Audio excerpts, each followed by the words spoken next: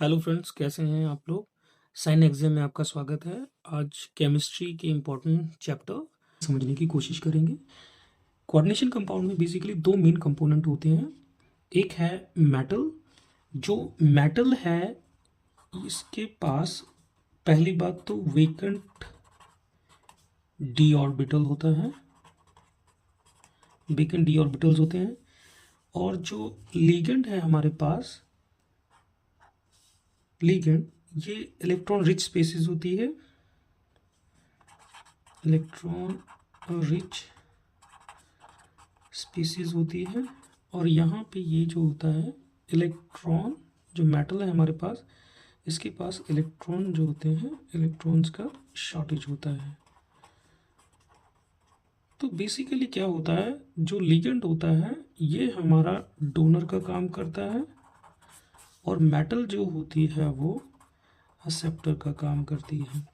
तो जब लिगेंड अपना एक या दो पेयर जो है मेटल को डोनेट करता है, तो यहाँ पे जो बॉन्ड फॉर्मेशन हुई है इस बॉन्ड को बोला जाता है coordinate bond.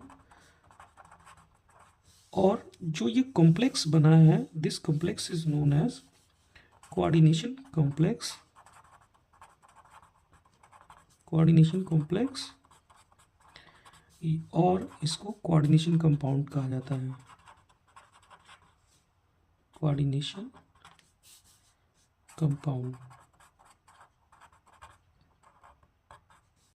Ligand electron rich होता है, इसीलिए इसको लुईस बेस भी कहा जाता है, लुईस बेस और न्यूक्लियोफाइल। और जो मेटल है यहाँ पे इलेक्ट्रॉन का शॉर्टेज है और इलेक्ट्रॉन डेफिशिएंट है, ये जो होता है ये एक्ट करता है लुईस एसिड की तरह और इसको बोला जाता है electrophile.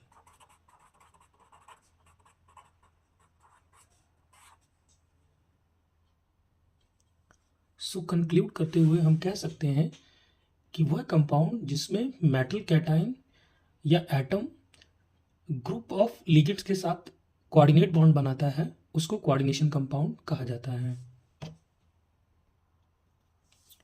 Compound in which metal atom cation attached to group of ligands by coordinate bond is known as complex or coordinate compounds. अब इनकी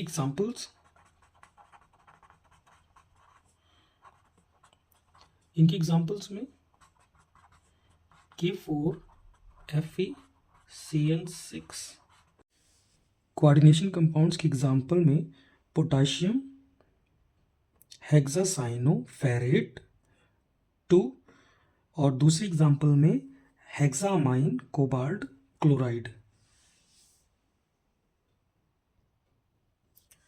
आई होप कोऑर्डिनेशन कंपाउंड क्या होता है आपको अच्छे से समझ में आया होगा।